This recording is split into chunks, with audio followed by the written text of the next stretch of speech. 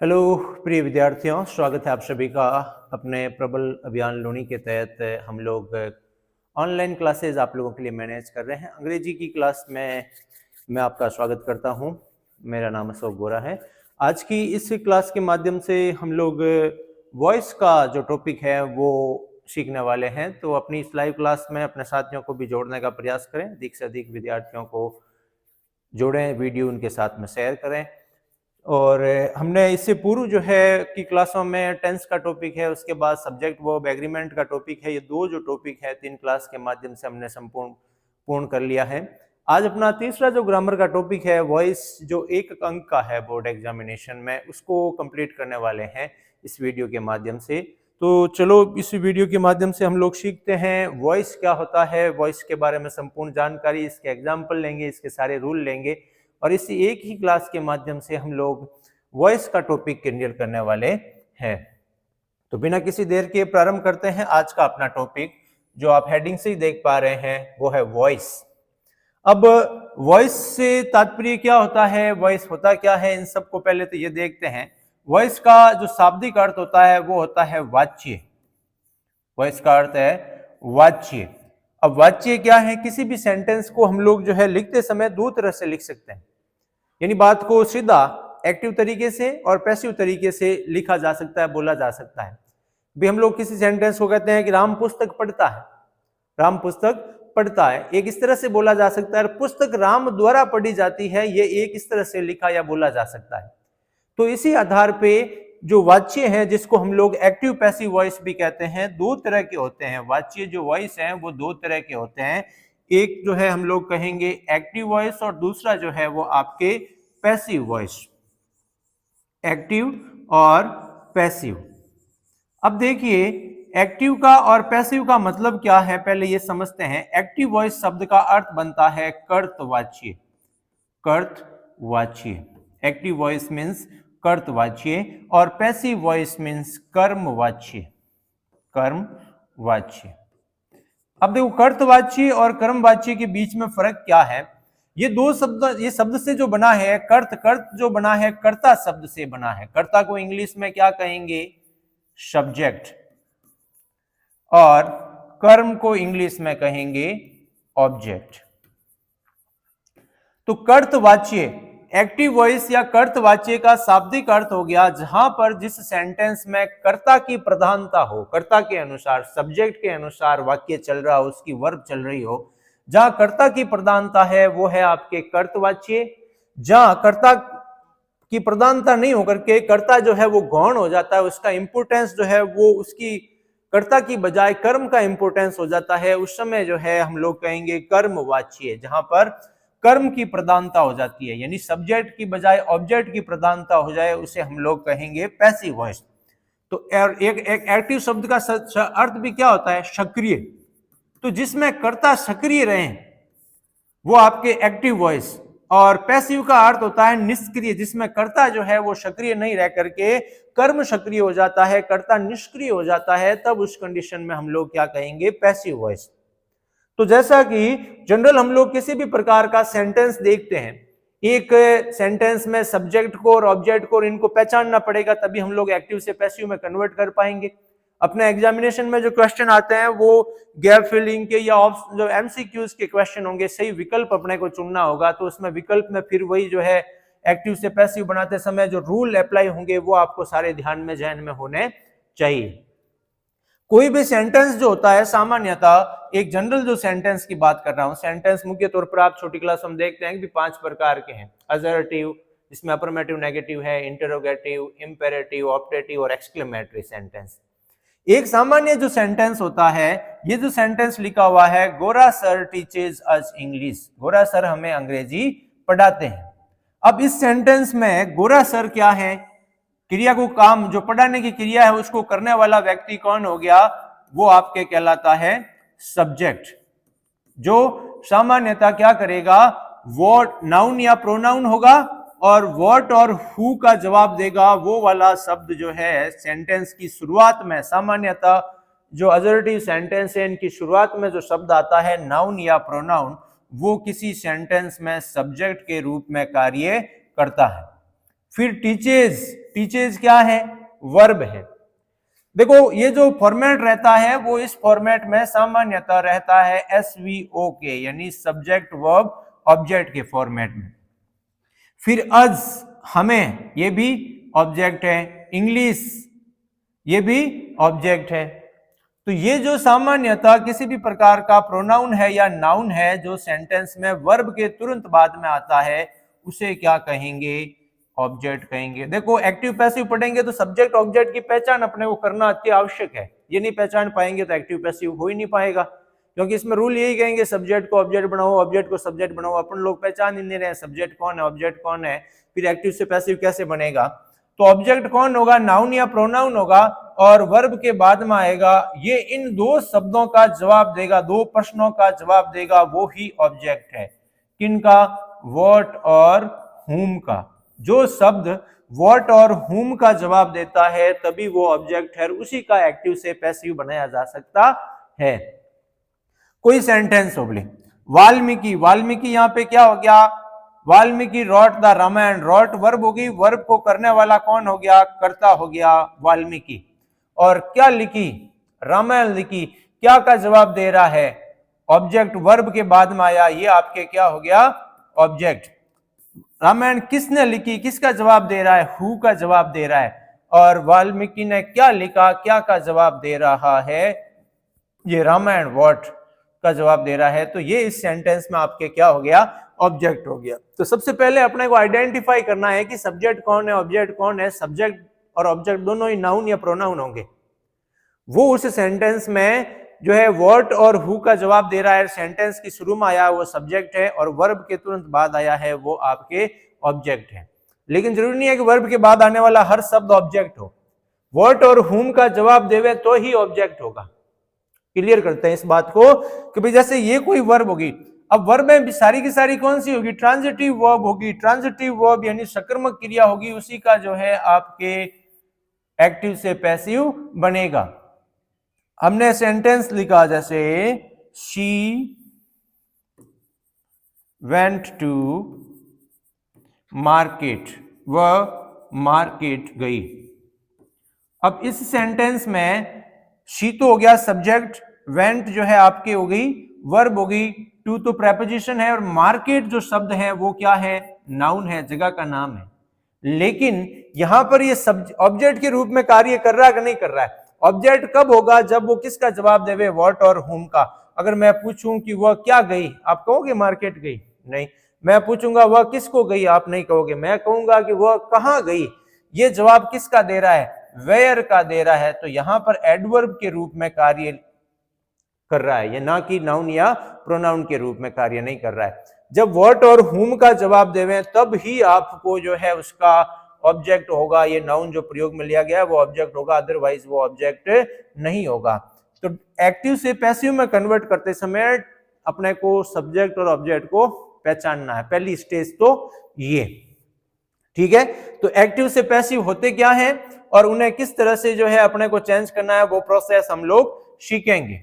अब मैं जनरली अगर इस सेंटेंस को, पहला वाला जो सेंटेंस है, गोरा सर टीचेस अस इंग्लिश, इसका एक्टिव से पैसिव बनाऊंगा तो पहले तो अभी हम लोग नॉर्मली बना ही रहे हैं, English is taught, English is taught to us, English is taught to us by गोरा सर। अंग्रेजी हमें गोरा सर द्वारा पढ़ाई जाती है। चलो अभी एक बार के लिए हम लोग सारे इसी पे फोकस करते हैं। इस सेंटेंस को हमने क्या किया, एक्टिव से पैसिव में कन्वर्ट कर दिया।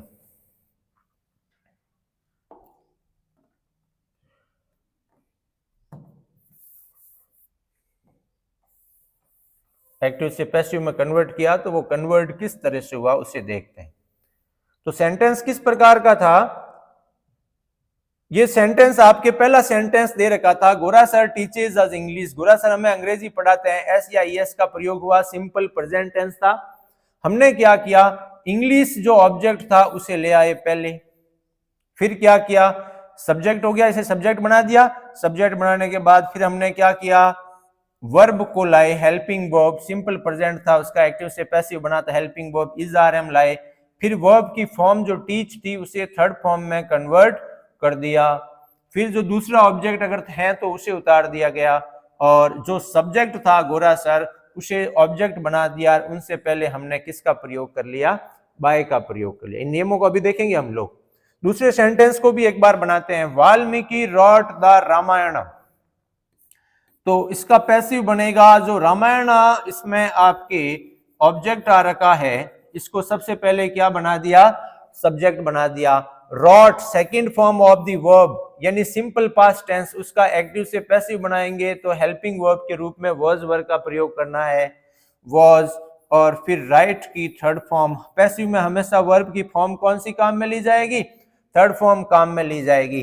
तो रामायणा वॉज रिटन, फिर जो सब्जेक्ट है उसे वापस क्या बना दो, ऑब्जेक्ट बना दो, और उससे पहले किसका प्रयोग करो, बाय का प्रयोग करो। तो Ramayana was written by Valmiki. तो इस तरह से एक्टिव से पैसिव में कन्वर्ट करते समय किन किन बातों का अपने को विशेष रूप से ध्यान रखना है, ये सारी प्रोसेस हम इस क्लास के माध्यम से सीखने वाले हैं। ये तो हम लोग जनरल इंट्रोडक्शन देख रहे हैं इसका।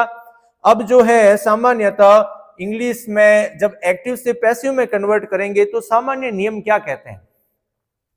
सबसे पहले तो अपने को पहली स्टेज में क्या करना है, सब्जेक्ट और ऑब्जेक्ट की अपने को पहचान करनी, सब्जेक्ट एंड ऑब्जेक्ट को आइडेंटिफाई करना है, पहचानना है। ये प्रोसेस मैंने बता दी। सब्जेक्ट और ऑब्जेक्ट कैसे पहचाने जाएंगे, सब्जेक्ट तो होगा जो सेंटेंस की शुरुआत में सामान्य तौर पर हेल्पिंग वर्ब से, मेन वर्ब से पहला आ रहा है। असर्टिव सेंटेंस की बात कर रहा हूं जो हु और व्हाट का जवाब देवे, नाउन और प्रोनाउन होवे।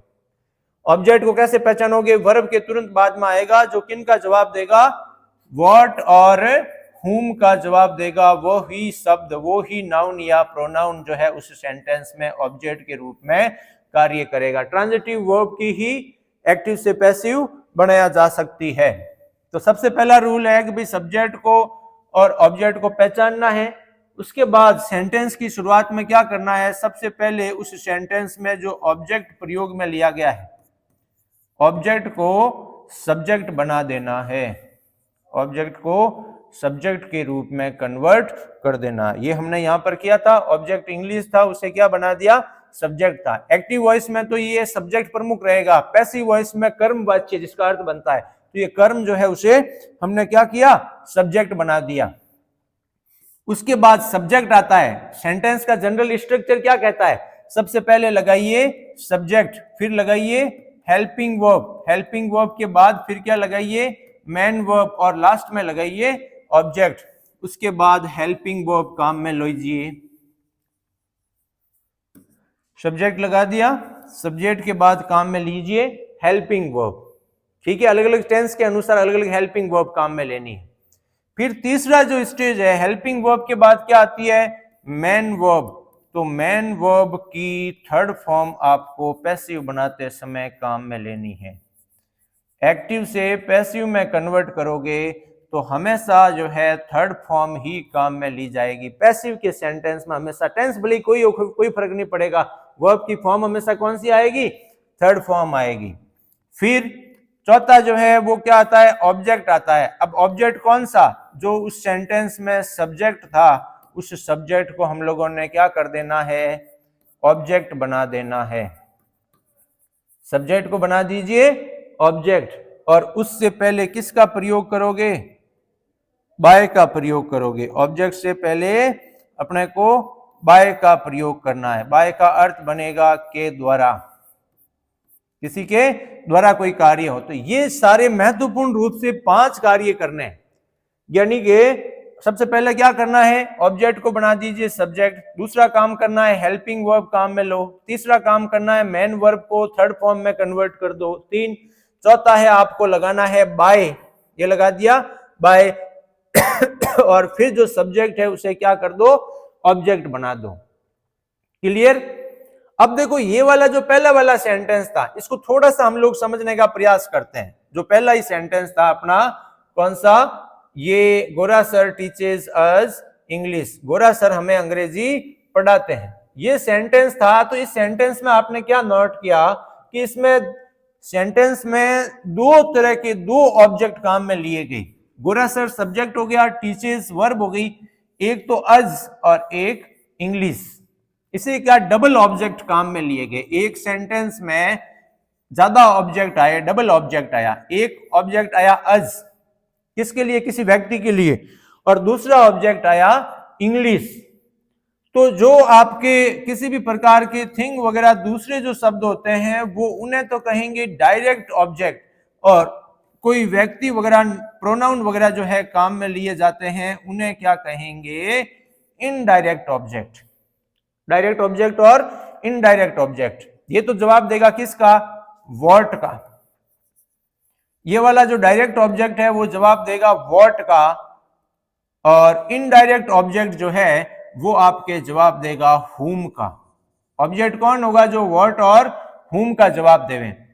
तो डायरेक्ट ऑब्जेक्ट व्हाट का जवाब देगा और इनडायरेक्ट ऑब्जेक्ट हुम का जवाब देगा। ये दो डबल ऑब्जेक्ट आ सकते हैं। अब ये ध्यान रखना कि भाई जो जगह रहेगी दोनों में, इनडायरेक्ट ऑब्जेक्ट सामान्य परिस्थितियों में पहले आता है, पहले इनडायरेक्ट ऑब्जेक्ट आएगा व्यक्ति वाला, और डायरेक्ट ऑब्जेक्ट बाद में आता है। लेकिन जरूरी नहीं है कि ये फिक्स फॉर्म नियम है, दोनों ये पहले आएगा नहीं बाद में आएगा। इसको बाद में भी लिख सकते हैं कि भाई गोरा सर टीचेस इंग्लिश, फिर अज को बाद में लिखते हैं तो उससे पहले क्या करना पड़ेगा, टू लगाना पड़ेगा।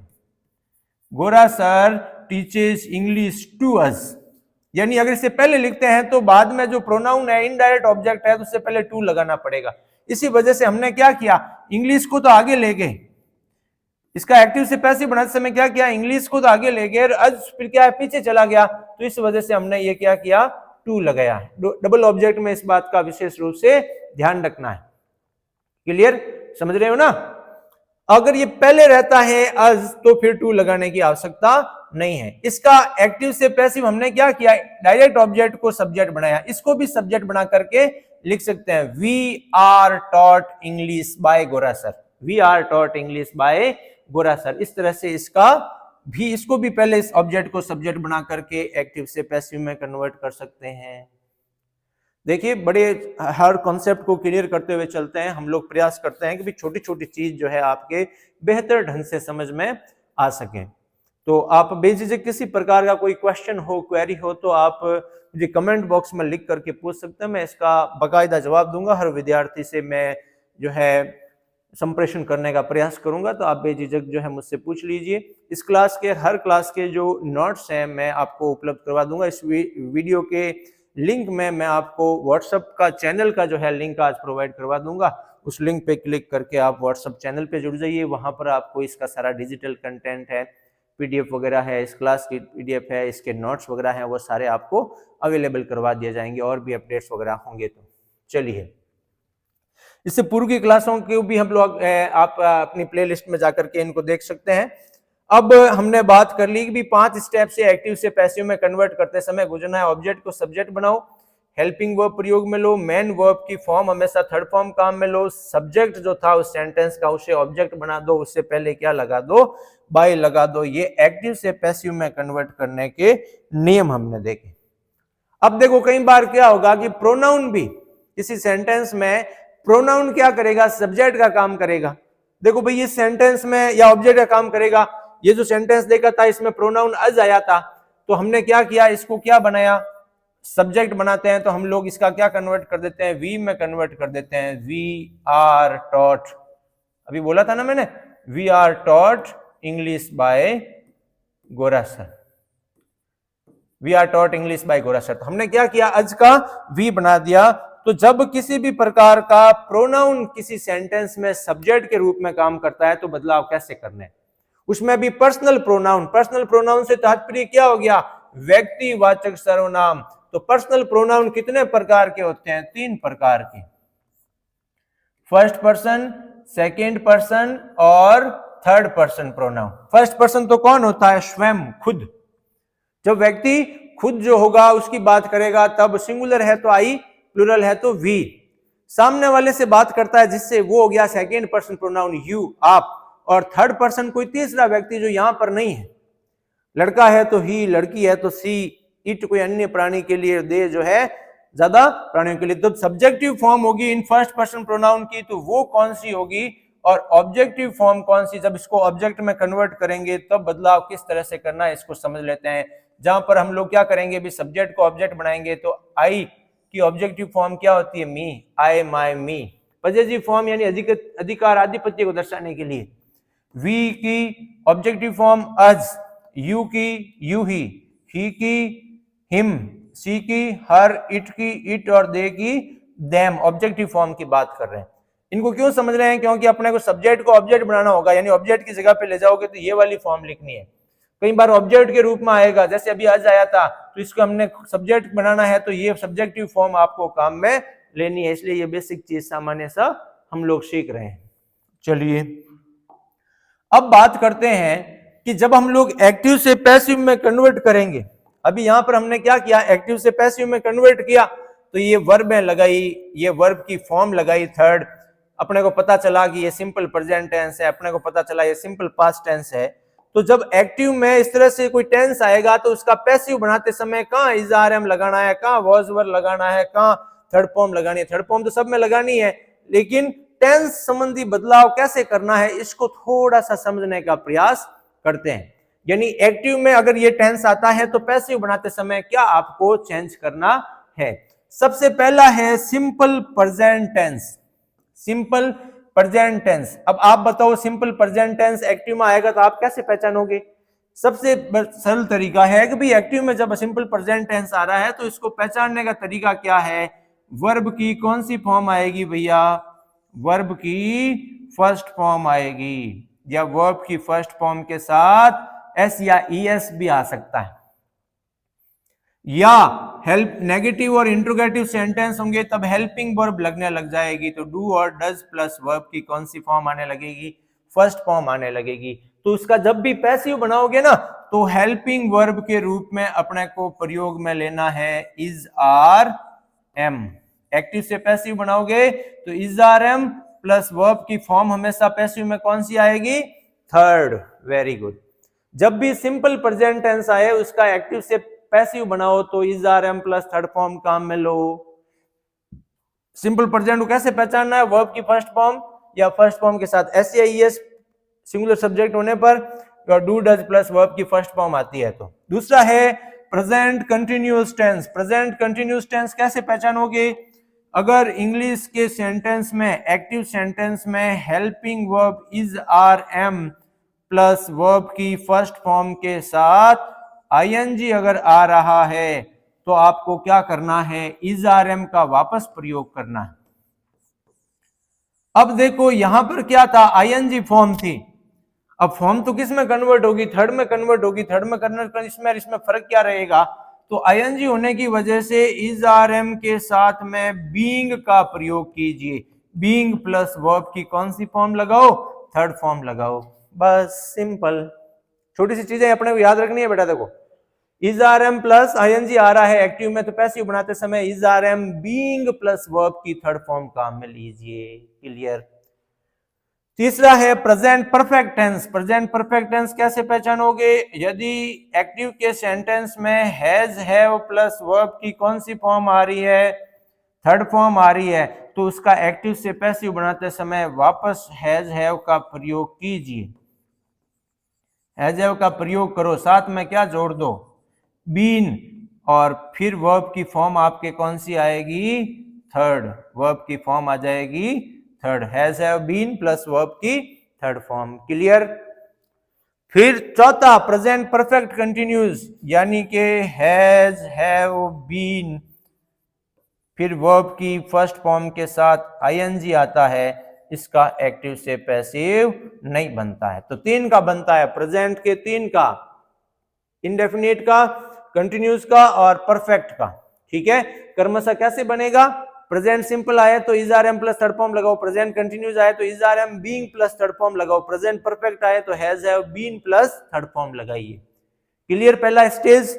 दूसरा बात करते हैं यदि पास्ट के टेंस आवे तो किस तरह से लगाना है। पास्ट का सिंपल पास्ट आता है सबसे पहला, तो पहले तो बेटा अपने को पहचान करनी है। पहचानोगे कैसे, वर्ब की कौन सी फॉर्म आएगी, सेकंड फॉर्म अफर्मेटिव सेंटेंस में, या नेगेटिव सेंटेंस वगैरह है तो डिड प्लस वर्ब की कौन सी फॉर्म आएगी, वर्ब की फर्स्ट फॉर्म। इसका एक्टिव से पैसिव बनाते समय जैसे प्रेजेंट में किया था ना, इज आर एम का प्रयोग किया था, वैसे इसमें वॉज वर का प्रयोग करना है। पास्ट में वॉज या वर प्लस वर्ब की फॉर्म तो फिक्स ही रहनी है, कौन सी? Third form. Very good. फिर है पास्ट कंटिन्यूस। पास्ट कंटिन्यूस कैसे पहचानोगे? वॉज या वर प्लस वर्ब की फर्स्ट फॉर्म के साथ आईएनजी। तो इसका एक्टिव से पैसिव बनाते समय वॉज वर का वापस प्रयोग करो। वॉज या वर, फिर क्या लगा दो? बीइंग लगा दो, और वर्ब की फॉर्म कौन सी लगा दो? थर्ड फॉर्म लगा दो। Was were being plus third form. जैसे प्रेजेंट कंटिन्यूस में किया था वैसे ही पास्ट कंटिन्यूस में इज आर एम था और उसमें वॉज वर। अब पास्ट परफेक्ट को कैसे पहचानोगे? हेड प्लस थर्ड फॉर्म आ रही है, वापस एक्टिव से पैसिव बनाते समय हेड का प्रयोग कीजिए, साथ में क्या जोड़ दीजिए? बीन जोड़ दीजिए, और वर्ब की फॉर्म कौन सी लगाओ? Third form. Very good. और पास्ट परफेक्ट कंटिन्यूस भी प्रेजेंट परफेक्ट कंटिन्यूस की तरह ही है, हेड बीन प्लस आईएनजी आता है तो आपको इसका एक्टिव से पैसिव नहीं बनाया जाता है। क्लियर? तो 3 उसके बन रहे हैं और 3 ही बन रहे हैं पास्ट के। अब बात आती है फ्यूचर की। Simple future. सिंपल फ्यूचर को कैसे पहचानोगे? एक्टिव में विल या सेल प्लस वर्ब की कौन सी फॉर्म भैया? First form. तो इसका एक्टिव से पैसिव बनाते समय क्या करो? विल और सेल का वापस प्रयोग करना है। विल या सेल का वापस प्रयोग होगा, साथ में जुड़ जाएगा बी। क्या जुड़ जाएगा? बी, और वर्ब की फॉर्म कौन सी आएगी? Third form. क्लियर? समझ रहे हो? बहुत अच्छे। फिर फ्यूचर कंटिन्यूस टेंस विल या shall be plus ING. Will या सेल बी प्लस आईएनजी का एक्टिव से पैसिव नहीं बनता है फ्यूचर कंटिन्यूस का। फ्यूचर परफेक्ट कंटिन्यूस कैसे, सॉरी फ्यूचर परफेक्ट कैसे पहचानोगे? विल या सेल के साथ लगा होगा हैव, और वर्ब की फॉर्म कौन सी होगी? थर्ड होगी। तो इसका एक्टिव से पैसिव बनाते समय विल या सेल हैव का तो प्रयोग करो, साथ में क्या जोड़ दो? बीन जोड़ दो। ठीक है? और वर्ब की फॉर्म कौन सी लो? Third form. विल या shall have been plus verb की थर्ड फॉर्म एक्टिव से पैसिव बनाते समय। फ्यूचर परफेक्ट कंटिन्यूस को कैसे पहचानते हो भैया? विल या shall have been plus ING आता है, इसका भी एक्टिव से पैसिव नहीं बनता है। क्लियर? टेंस संबंधी परिवर्तन देखो हमने देखे हैं 12 टेंसों में से 8 टेंस का बदलता है। जल्दी जल्दी वापस रिवाइज कर लेते हैं एक बार। सिंपल प्रेजेंट आता है एक्टिव में वर्ब की फर्स्ट फॉर्म या एस या ईएस या do does plus first form, तो वापस पैसिव बनाते समय is are am plus third form का प्रयोग करो। एक is are am plus ING आ जाए तो वापस उसका पैसिव बनाते समय इज आर एम के साथ में बीइंग जोड़ करके थर्ड फॉर्म लगाओ। Has have plus third form आती है तो वापस पैसिव बनाते समय हैज हैव के साथ में बीन लगा करके थर्ड फॉर्म लगाओ। और फिर प्रेजेंट परफेक्ट कंटिन्यूस का एक्टिव से पैसिव नहीं बनेगा। पास्ट की बात करें तो अगर second form of the verb आए या डिड प्लस फर्स्ट फॉर्म आए, वापस उसका पैसिव बनाते समय was were plus third form लगाइए। वॉज वर प्लस आईएनजी आता है तो वापस उसका पैसिव बनाते समय was were being plus third form लगाइए। हैड प्लस थर्ड फॉर्म आती है तो वापस had been plus third form, चौथे का चेंज नहीं होगा। फ्यूचर में 2 का होगा, पहले का और तीसरे का। विल या सेल प्लस फर्स्ट फॉर्म आती है तो will shall be plus third form करना है, और विल हैव या सेल हैव थर्ड फॉर्म आती है तो विल हैव या shall have been plus third form करनी है। ये कौन से चेंजेस हैं? Tense related changes. जब एक्टिव से पैसिव में कन्वर्ट करेंगे तो उनका टेंस जो है इस तरह से बदलना है। चलिए, ये तो हो गए टेंस संबंधी परिवर्तन की बात। अब हम लोग कुछ और रूल देखते हैं। यदि इन्फिनेटिव का प्रयोग किया जाए, इन्फिनेटिव से तात्पर्य क्या हो गया? टू प्लस वर्ब की first form. To plus verb की फर्स्ट फॉर्म हो तो उसका एक्टिव से पैसिव कैसे बनेगा? Rajat has to read English. To read English. अब सबसे पहले क्या करना है बेटा? ऑब्जेक्ट को बनाना है सब्जेक्ट। सबसे पहले ऑब्जेक्ट कौन है इसमें? इंग्लिश। ठीक है, फिर लगाइए हेल्पिंग वर्ब हैज, टू को वापस जोड़िए, फिर अब इसका पैसिव बना रहे हैं तो इसके साथ में बी लगाना है। क्या लगाना है? Be. English has to be, फिर रीड की third form read, English has to be read by Rajat, English has to be read by रजत।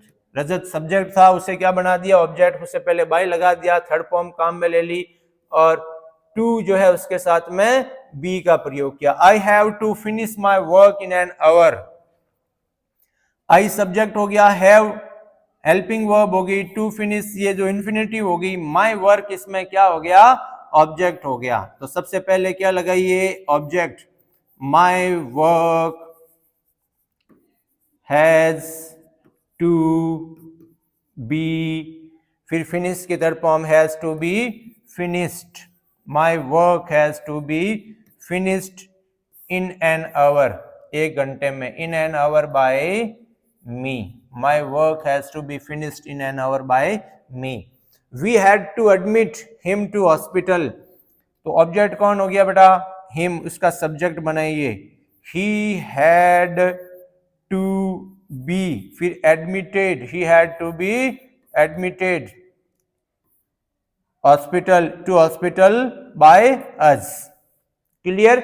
जब वर्ब टू प्लस वर्ब की फर्स्ट फॉर्म आए तो। दूसरा नियम कहता है, अगर डबल ऑब्जेक्ट की हमने बात कर ही ली थी अभी कि भाई एक सेंटेंस में जैसे माय फादर सब्जेक्ट हो गया, विल प्रेजेंट वर्ब हो गई, मी भी ऑब्जेक्ट और गिफ्ट भी ऑब्जेक्ट। गिफ्ट तो है डायरेक्ट ऑब्जेक्ट और मी है इनडायरेक्ट ऑब्जेक्ट। इनका सीधा ही जो है हम लोग बना लेते हैं, एक्टिव से पैसिव बना लेते हैं। सबसे पहले ऑब्जेक्ट को सब्जेक्ट बनाओ, इसको भी बना सकते हैं, इसको भी बना सकते हैं, पहले इसको बनाते हैं। चलो, मी का सब्जेक्टिव फॉर्म क्या हो जाएगी? I will present, I will present. कौन सा टेंस है? Simple future tense. उसका वापस एक्टिव से पैसिव बनाते समय विल और शैल के साथ क्या लगा दो? बी लगा दो। और प्रेजेंट जो वर्ब की फर्स्ट फॉर्म है उसको किस में कन्वर्ट कर दो? थर्ड फॉर्म में। I will be presented a gift, I will be presented a gift, और फिर किसका प्रयोग करो? बाय का, my father, by my father, I will be presented a gift by my father. इसका हमने किया ही था, the cow gives us milk, तो मिल्क इज, मिल्क को इस बार हम लोग अज को नहीं बनाते हैं, मिल्क को बनाते हैं, क्योंकि इसको पीछे रखेंगे फिर इसमें टू लगाना होगा। ठीक है, milk gives simple present tense है, तो milk is given to us, milk is given to us by the cow, milk is given to us by the cow, cow गाय द्वारा हमें दूध दिया जाता है। चलिए फिर नेक्स्ट देखते हैं, ये डबल ऑब्जेक्ट का क्लियर हो गया। ये है इनडायरेक्ट ऑब्जेक्ट, और दूसरा जो कोई वस्तु वगैरह होती है वर्ड का जवाब देने वाले वो होते हैं आपके डायरेक्ट ऑब्जेक्ट। फिर बात है अनइम्पोर्टेंट सब्जेक्ट की। अब अनइम्पोर्टेंट सब्जेक्ट हम लोग क्या करते हैं? सब्जेक्ट का बनाते हैं ऑब्जेक्ट। तो अनइम्पोर्टेंट सब्जेक्ट से तात्पर्य हो गया कि जब सब्जेक्ट महत्वपूर्ण नहीं हो। ऐसे सब्जेक्ट कौन कौन से हैं? someone, somebody, everyone, everybody, no one, nobody, people, all of them, they, teacher, doctor, police, farmer, etc.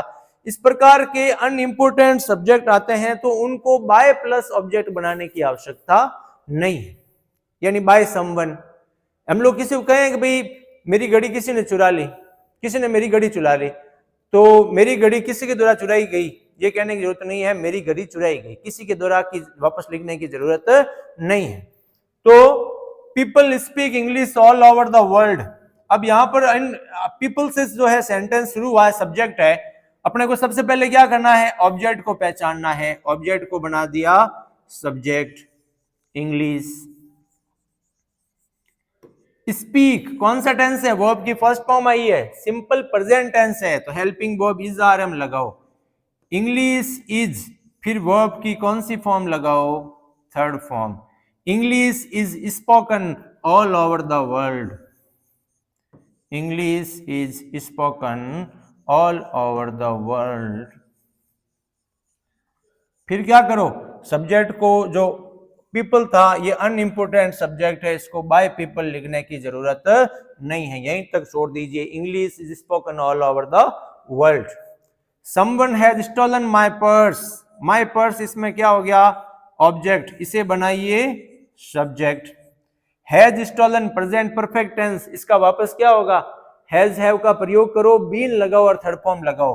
My purse has been, my purse has been stolen by, stolen, बस बाय समवन लगाने की जरूरत नहीं है। They make many things of plastic, तो many thing object हो गया, many things of plastic ये पूरा ऑब्जेक्ट हो गया। Many things, many things of plastic. अब देखो यहां पे क्या है, कौन सा टेंस है ये, many things of plastic. Make simple present tense है, वापस एक्टिव से पैसिव बनाते समय हेल्पिंग वर्ब क्या काम में लेनी है, is are am, very good. तो मैनी थिंग्स ऑफ प्लास्टिक, अब मैनी थिंग्स प्लूरल है तो हम लोग प्रयोग में लेंगे are, many things of plastic are, make की थर्ड फॉर्म बना दो made, many thing of plastic are made, plastic की बहुत सी चीजें बनाई जाती है। क्लियर, अनइम्पोर्टेंट थिंग का फंडा भी क्लियर हो गया आपने। चलिए नेक्स्ट कहता है कि यदि किसी सेंटेंस में नो बॉडी या नो वन, सेंटेंस में सब्जेक्ट का कार्य कर रहा है, तो इनका नो बॉडी और नो वन का अपना आप में अर्थ क्या है, नेगेटिव बन रहा है, कोई नहीं, कोई नहीं, तो इसका वापस पैसिव बनाते समय नॉट शब्द भी साथ में डालना है। नोबडी कैन, नोबडी सब्जेक्ट हो गया, can mend, can helping verb और मेंड जो है वन वर्ब हो गई। दिस ब्रोकन टेबल ये पूरा ऑब्जेक्ट हो गया। सबसे पहले ऑब्जेक्ट को सब्जेक्ट बनाओ, दिस ब्रोकन टेबल ये सब्जेक्ट हो गया, this broken table.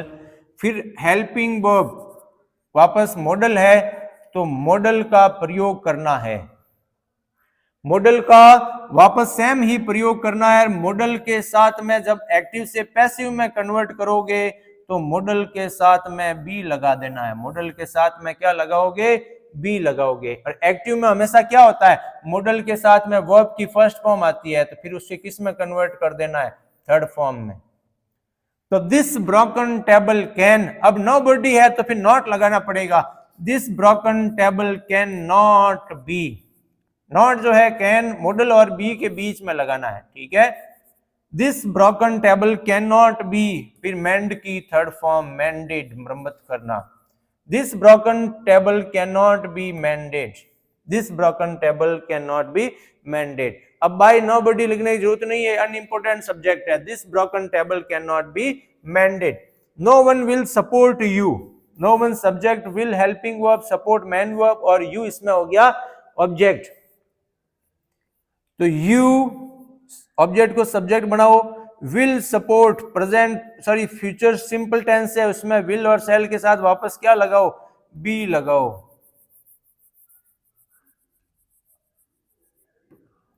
You will, अब देखो नो वन था तो नॉट बीच में लगाना रह गया, you will not be supported, you will not be supported. Clear, no one और नो बडी का वापस बनाते समय एक तो ये अनइंपोर्टेंट सब्जेक्ट है, बाई नो वन या नो बडी का प्रयोग करने की जरूरत नहीं है। दूसरा महत्वपूर्ण ध्यान रखना है, वापस नॉट बीच में जो है अपने तरफ से लगाना है। नेक्स्ट रूल कहता है कि यदि बी फॉर्म आ रखी हो, यानी is are am was were plus going to आ रखा है, इसका वापस एक्टिव से पैसिव बनाते समय टू आ रहा है तो वापस बी का प्रयोग करना है और मुख्य क्रिया जो होगी थर्ड फॉर्म में कन्वर्ट करना ही है। I am going to give you a prize, I am going to give you a prize, I am, I subject हो गया, am going to give ये वर्ब हो गई है ना, ये going to फ्रेज हो गई, you ऑब्जेक्ट हो गया और प्राइज भी ऑब्जेक्ट हो गया, डबल ऑब्जेक्ट है। डबल ऑब्जेक्ट होने पर क्या करना है, एक को किसी को सब्जेक्ट बनाना है। मान लीजिए इसी को बनाते हैं यू को, इज आर एम प्लस, देखो अब इसमें इज आर एम वो बीइंग वाला फॉर्मूला काम में नहीं लेना क्योंकि गोइंग टू जो है उनकी क्रिया नहीं है, ठीक है ना। गोइंग टू ये फ्रेज के रूप में कार्य करेगी तो यू आर वो बीइंग नहीं लगाना है, यू आर गोइंग गोइंग का गोइंग ही रहना है, फिर टू लगाना है, फिर बी लगाना है। अब जो है उसकी थर्ड फॉर्म काम में लेनी है।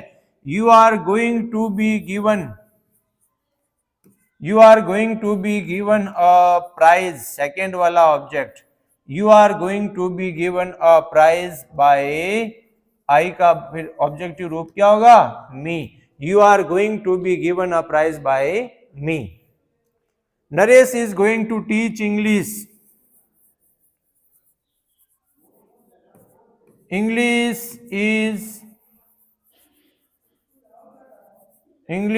is going to be, English is going to be taught by Naresh, English is going to be taught by Naresh।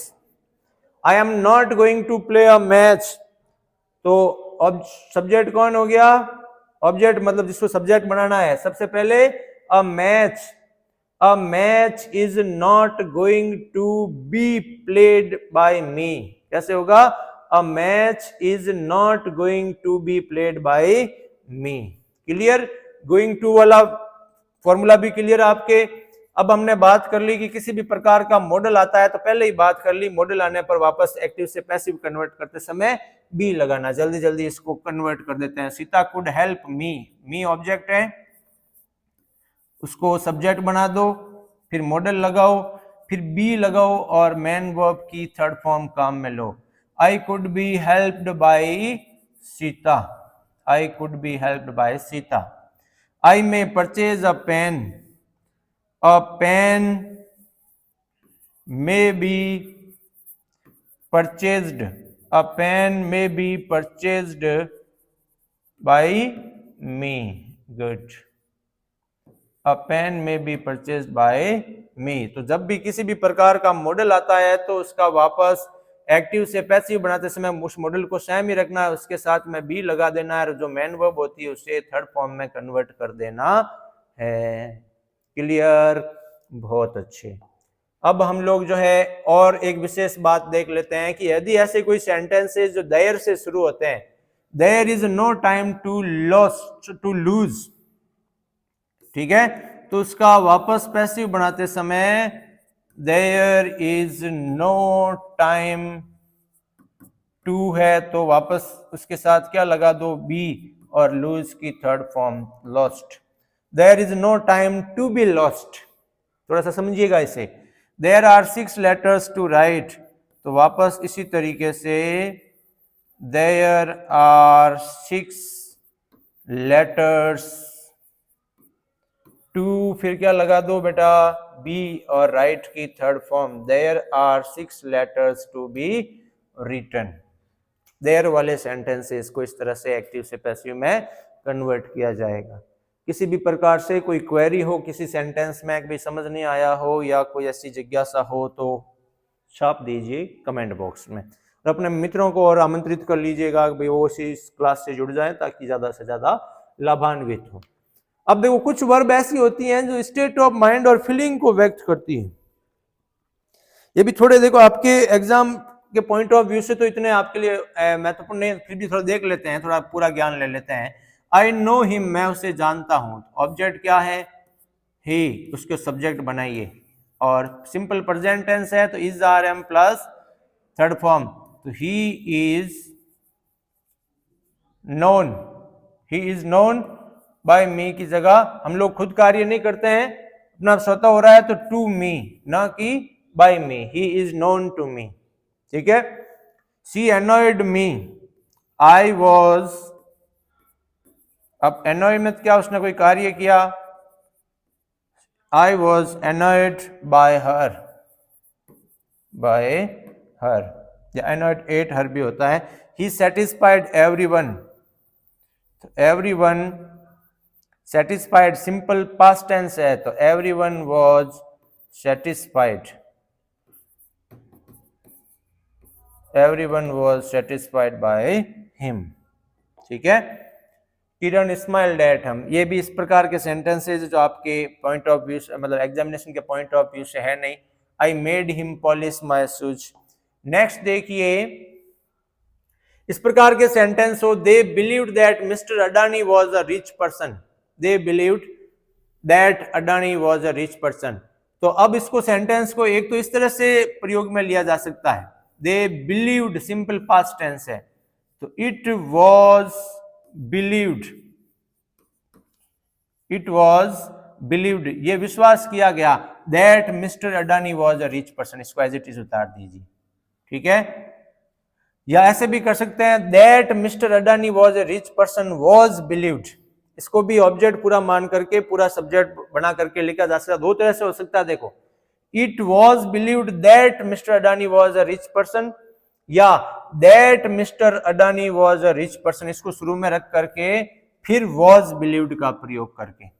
People consider that she is intelligent, ठीक है, एक इस तरह से कर सकते हैं पीपल कंसिडर, तो इट इज कंसिडर्ड, इससे भी बना सकते हैं, इस बार दूसरे तरीके से बनाते हैं, शी इज इंटेलिजेंट, तो she is consider simple present tense है, तो is are am, she is considered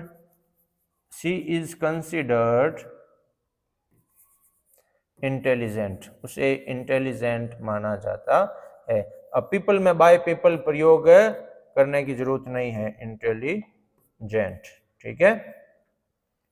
people say that he is अ थिप, लोग कहते हैं कि, तो ऐसा भले इस तरह से कर सकते हैं, लोग कहते हैं, अब इस बार इट वाले से दो तरह से बना सकते हैं, इस तरह से भी, तो इट इज सैड, से को थर्ड फॉर्म में कन्वर्ट कीजिए, that he is a thief, ऐसा कहा जाता है कि वह चोर है, या he is said to be a thief. दूसरा तरीका कैसे हो सकता है, he is said to be a thief. अब कुछ एग्जांपल्स और लेते हैं अजर्टिव सेंटेंसेस के एक्टिव से पैसिव में कन्वर्ट करने के। Raghav will have learned French, Raghav subject है और फ्रेंच ऑब्जेक्ट है। सबसे पहले फ्रेंच को ऑब्जेक्ट बनाइए, और भी रूल देखेंगे इंट्रोगेटिव सेंटेंसेस के और इंपेरेटिव के भी। तो फ्रेंच विल हैव, फिर वर्ब क्या लगाओ, been, French will have been learned, French will have been learned by Raghav, French will have been learned by Raghav. फिर है one must keep one's promise, तो वंस प्रॉमिस ये इसका ऑब्जेक्ट है, वंस प्रॉमिस, फिर हेल्पिंग वर्ब मस्ट, मॉडल हो गया, modal के बाद क्या लगेगा, be, one's promise must be, फिर कीप की third form kept, once promise must be kept, by one करने की जरूरत नहीं है, इंपोर्टेंट सब्जेक्ट हो गया, one's promise must be kept. People worship various gods in India, object कौन हो गया, वेरियस गॉड्स, सबसे पहले various gods, worship present simple tense है, गॉड्स, तो various gods are worshipped, various gods are worshipped in India. Clear. अब बात आती है इंटेरोगेटिव सेंटेंस होता है, तो सेंटेंस का स्ट्रक्चर चेंज होना है, बाकी रूल वो सेम के सेम ही है। Does Ram right a book, तो डज है डू डज प्लस वर्ब की फर्स्ट फॉर्म है, वापस एक्टिव से पैसिव कन्वर्ट करोगे तो किस में हो जाएगा, is are am plus third form. तो ऑब्जेक्ट कौन है, अ बुक, तो इज आएगा, सिंगुलर है ना, इज अ बुक, फिर राइट की third form written, is a book written, फिर क्या लगाओ, बाय राम और question mark. What are you doing, तुम क्या कर रहे हो, present continuous tense, WH word की जगह वापस WH वर्ड ही आएगा, आर प्लस ING आया, वापस is are am, being plus third form लगानी है, what is being done, do की थर्ड फॉर्म बना देंगे, what is being done by you, तुम्हारे द्वारा क्या किया जा रहा है। पहला कह रहा है तुम क्या कर रहे हो, दूसरा कह रहा है तुम्हारे द्वारा क्या किया जा रहा है, पैसिव वाला। Did Anuj cook food for family, क्या अनुज ने परिवार के लिए खाना पकाया, सिंपल पास्ट टेंस है, डिड प्लस वर्ब की फर्स्ट फॉर्म, एक्टिव से पैसिव में कन्वर्ट करेंगे तो वॉज वर्ब का प्रयोग करना है, वॉज, फिर ऑब्जेक्ट कौन है, food,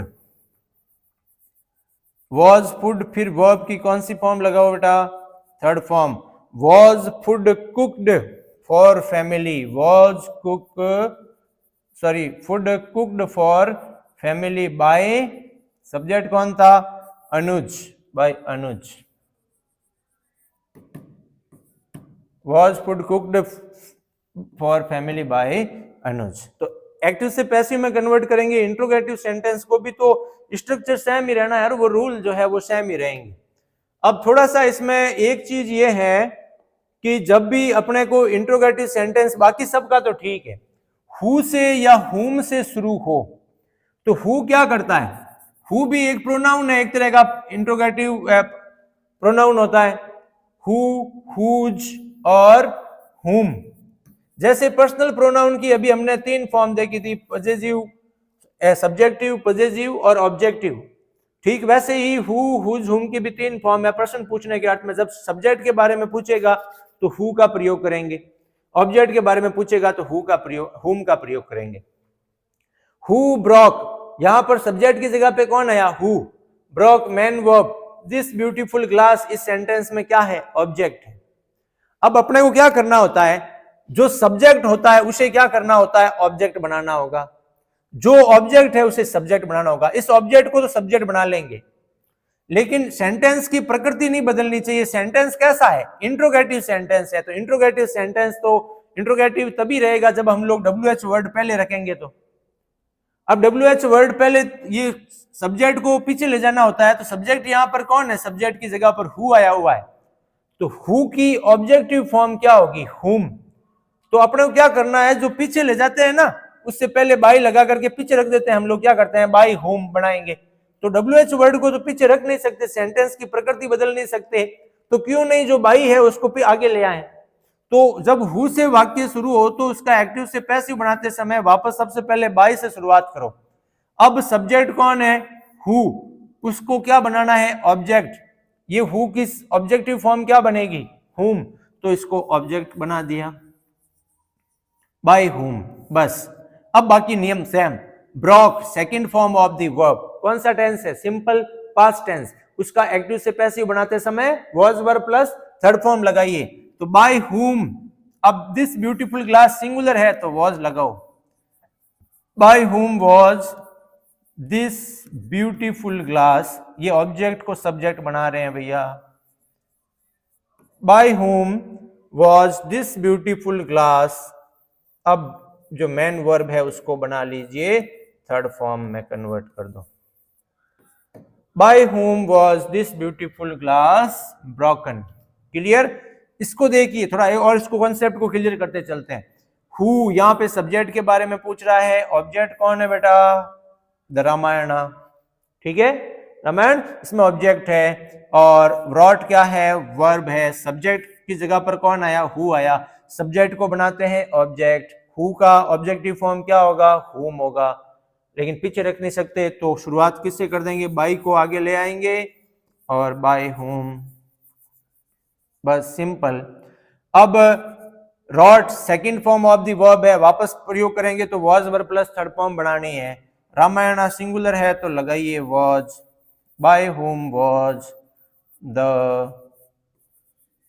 Ramayan, by whom was the Ramayana, फिर रॉट की third form written, by whom was the Ramayana written, question mark. Clear, who वाले में और हुम वाले में थोड़ा सा अलग अलग फर्क है दोनों के बीच में।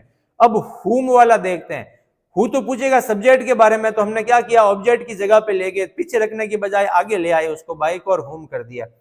अब ये हुम क्या करेगा, हुम पूछेगा किसके बारे में, ऑब्जेक्ट के बारे में, तो ये ऑब्जेक्टिव फॉर्म आती है तो हम लोग उसको सब्जेक्ट बनाते हैं, तो हुम की सब्जेक्टिव फॉर्म क्या होगी बेटा, हु। तो हु बाय हुम, सॉरी जो हुम वाला वाक्य है उसे वापस जो है क्या करेंगे, पैसिव बनाते समय हुम ऑब्जेक्ट की जगह पे आया है, सब्जेक्ट कौन है, यू, इनवाइटेड वर्ब है, ये तो हो गया सब्जेक्ट इस सेंटेंस में, और ऑब्जेक्ट की जगह पे कौन आया है, हुम। अब हम लोग क्या करते हैं, ऑब्जेक्ट को बनाते हैं सबसे पहले सब्जेक्ट, तो हुम यहां पर ऑब्जेक्ट की जगह पे इसको सब्जेक्ट बनाएंगे, तो हुम की भी सब्जेक्टिव फॉर्म बनानी होगी, सब्जेक्टिव फॉर्म क्या है बेटा, हु, गुड, हु। अब have invited present perfect tense, वापस has have plus third form प्रयोग में लेनी है ना, has have plus been plus third form प्रयोग में लेनी है। तो हु हैज, वो तो प्लूरल था, यहां पे इसका बाद का सब्जेक्ट, अब सिंगुलर है पता नहीं है तो सिंगुलर ही काम में लेंगे। Who has been invited, subject हो गया जो ऑब्जेक्ट का सब्जेक्ट बनाया था, फिर हेल्पिंग वर्ब होगी, फिर मेन वर्ब होगी। अब बनाओ ऑब्जेक्ट, सब्जेक्ट था उसे ऑब्जेक्ट बनाओ। सब्जेक्ट कौन था? यू, उसकी जगह बाय लगा करके फिर यू का यू। तो by who has been invited by you. और समझिए इसको, whom has she reported, वापस whom से वाक्य शुरू हो रहा है। whom has she reported, subject कौन है? she, और ऑब्जेक्ट की जगह पर कौन आया? whom। ठीक है, ऑब्जेक्ट को बनाओ सब्जेक्ट, whom की सब्जेक्टिव फॉर्म क्या होगी? who। फिर हैज प्लस थर्ड फॉर्म, वापस has been plus third form आएगी। who has been reported by, subject कौन है? उसको बना दो ऑब्जेक्ट, सी है, सी का ऑब्जेक्टिव फॉर्म क्या होगा? Her. Who has been reported by her. Clear? बहुत अच्छे। हु और होम का थोड़ा सा ट्रिकी है। अब हम लोग बात करते हैं इंपेरेटिव सेंटेंस, अगर एक्टिव वॉइस में आ जाए तो उसका वापस पैसिव वॉइस बनाते समय इंपेरेटिव को कैसे चेंज करना। देखो बेटा, कल लास्ट क्लास में हम लोगों ने देखा था कि इंपेरेटिव सेंटेंस जो है वो चार तरह से हो सकते हैं। सेंटेंस जो वर्ब की फर्स्ट फॉर्म से शुरू हो रहा हो, ऐसा सेंटेंस जो वर्ब की फर्स्ट फॉर्म से शुरू हो रहा हो, जैसे कह दिया कीप क्वाइट, चुप रहो, शांत रहो, वर्ब की फर्स्ट फॉर्म से शुरू हो रहा है। सेंटेंस जो डोंट से शुरू हो रहा हो, डू या डू नॉट से, ठीक है, डोंट कॉपी, नकल मत करो, डोंट लाफ, मत हंसो, मना करने के अर्थ में, ये ऑर्डर देने के अर्थ में। ऐसे सेंटेंस जो लेट्स से शुरू हो या लेट से शुरू हो, ये क्या किया? लेट्स प्ले हॉकी, चलो हॉकी खेलते हैं, क्या कर रहा है? सुझाव दे रहा है, किसी भी प्रकार का सुझाव दे रहा है, लेट्स प्ले हॉकी। और चौथा, अगर इंग्लिश के सेंटेंस के शुरू में या लास्ट में प्लीज काइंडली आ जाए, प्लीज काइंडली आ जाए तो उन्हें इंपेरेटिव सेंटेंस कहेंगे। Please help me, please help मी, कृपया मेरी मदद करो, ये भी इंपेरेटिव सेंटेंस है। तो इंपेरेटिव सेंटेंस का अर्थ क्या हो गया? किसी भी प्रकार के आज्ञा, प्रार्थना, सलाह, सुझाव वाले वाक्य हैं वो इंपेरेटिव सेंटेंस कहलाते हैं। तो जब इंपेरेटिव सेंटेंस एक्टिव वॉइस में आ जावे तो इनको दो तरह से पैसिव में कन्वर्ट किया जा सकता है। दो फॉर्मूले हैं, एक पहला फॉर्मूला है लेट वाला फॉर्मूला, लेट से वाक्य शुरू करके। इसमें क्या करना है? सबसे पहले अपने को लेट लगाना है, फिर उस सेंटेंस में आए हुए ऑब्जेक्ट को रखना है, फिर उसके बाद में बी लगाना है, वर्ब की फॉर्म आई हुई उसे किस में कन्वर्ट कर देना है? थर्ड फॉर्म में कन्वर्ट कर देना। समझ रहे हो?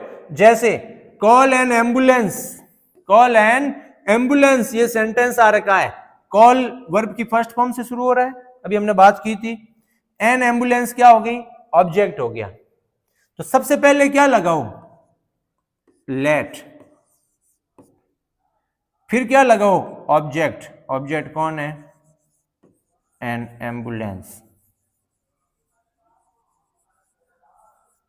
फिर क्या लगाओ भैया? बी, फिर वर्ब की third form, first form I हुई थी कॉल, उसे कन्वर्ट कर दो कॉल। बहुत सरल है, देखो, let object be third form, let object be third form. Bring a glass of water, पानी का एक ग्लास लाओ। ऑर्डर दिया गया, सबसे पहले क्या लगाइए? लेट, अब लगाइए object a glass of water, पूरा उतार दीजिए, let a glass of water.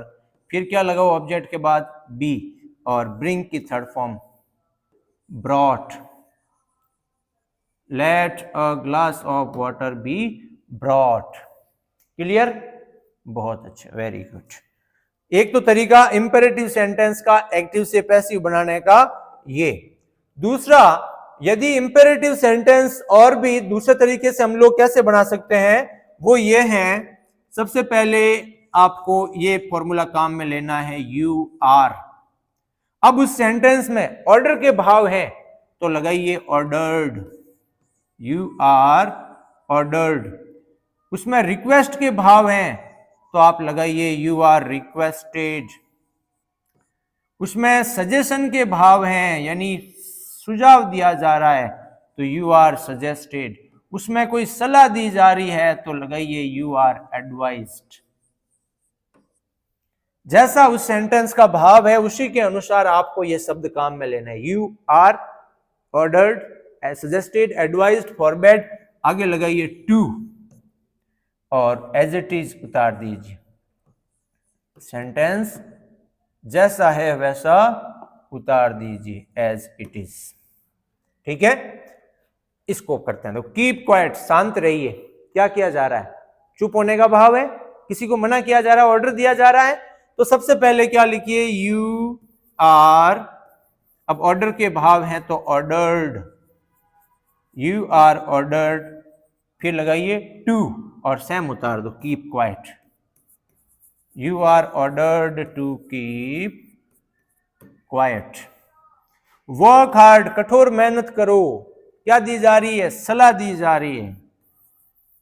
You are advised to work hard. You are ordered to, sorry, advise to work hard. Please help me, क्या भाव आ रहे हैं बच्चों बताओ? रिक्वेस्ट के भाव आ रहे हैं। वही formula, you are requested to. अब देखो इसमें प्लीज शब्द का अर्थ भी कृपया होता है, रिक्वेस्ट शब्द का अर्थ ही होता है प्रार्थना की, तो प्लीज नहीं लगाना है। You are requested to help me, you are requested to help me. तो दो तरह से हम लोग इंपेरेटिव सेंटेंस को एक्टिव से पैसिव में कन्वर्ट कर सकते हैं। तो दोनों तरीके, एक लेट वाला और दूसरा जो है वो यू आर वाला फॉर्मूला। और कुछ एग्जाम्पल देखते हैं। देखो अब सेंटेंस इस तरह से दिया हुआ हो, help the needy and poor, गरीबों की मदद करो, आवश्यकता वाले या गरीबों की मदद करो। तो हम लोग कैसे कह सकते हैं? आवश्यकता वाले और गरीबों की मदद की जानी चाहिए। ऑब्जेक्ट कौन हो गया? The needy and poor. इनको सब्जेक्ट बना दीजिए, द नीडी एंड पुअर। अब क्या कह रहा है? तुम्हें मदद करो। अब पैसिव में कह रहा है तुम्हें मदद करनी चाहिए। चाहिए के लिए फिर मॉडल कौन सा आएगा? शुड। तो the needy and poor should. अब मॉडल आया तो आगे क्या लगेगा बच्चों? Be. Very good. The needy and poor should be helped, the needy and poor should be helped. Hear father now, पिताजी को सुनो ध्यान से। तो father should be heard now, पिताजी को अब सुना जाना चाहिए। ठीक है, तो इस तरह से कुछ विशेष प्रकार के सेंटेंसेस हैं। तो उसका एक्टिव से पैसिव क्या बनाया और कैसे बनाया जा सकता है। तो that's all from our today's topic, active passive voice. Active से पैसिव किस तरह से बनाना है, इसकी संपूर्ण प्रोसेस है कि अजर्टिव सेंटेंस के एग्जाम्पल लिए, इंटरोगेटिव के लिए, इंपेरेटिव के लिए, और सारे नियमों को हम लोगों ने एक भी नियम ना छोड़ा है। किस प्रकार से एक्टिव से पैसिव बनाते समय चेंजेस करने हैं, क्या क्या बदलाव आएंगे, कौन से रूल अप्लाई करना है, कब ऑब्जेक्ट को सब्जेक्ट बनाना है, सब्जेक्ट को ऑब्जेक्ट बनाना है, फिर हेल्पिंग वर्ब लगानी है, और वर्ब की फॉर्म पैसिव में हमेशा कौन सी आएगी? थर्ड आएगी। और सब्जेक्ट को ऑब्जेक्ट बनाते समय उससे पूर्व बाय का प्रयोग करना। ये सारी चीजें हम लोगों ने आज की इस क्लास में डिस्कस की। क्लास आपको अच्छी लगी है तो लाइक और शेयर करना ना भूलिए, और बने रहिए इसी प्रकार के उपयोगी कंटेंट के लिए। मैं धन्यवाद ज्ञापित करना चाहूँगा प्रबलन अभियान लूणी के उन प्रेरणा स्रोतों को जिन्होंने इस प्रकार का प्लेटफॉर्म आप सबको उपलब्ध करवाया है, और अधिक से अधिक इससे लाभान्वित होइए और बने रहिए हमारे साथ इसी प्रकार के उपयोगी कंटेंट के लिए। Thank you.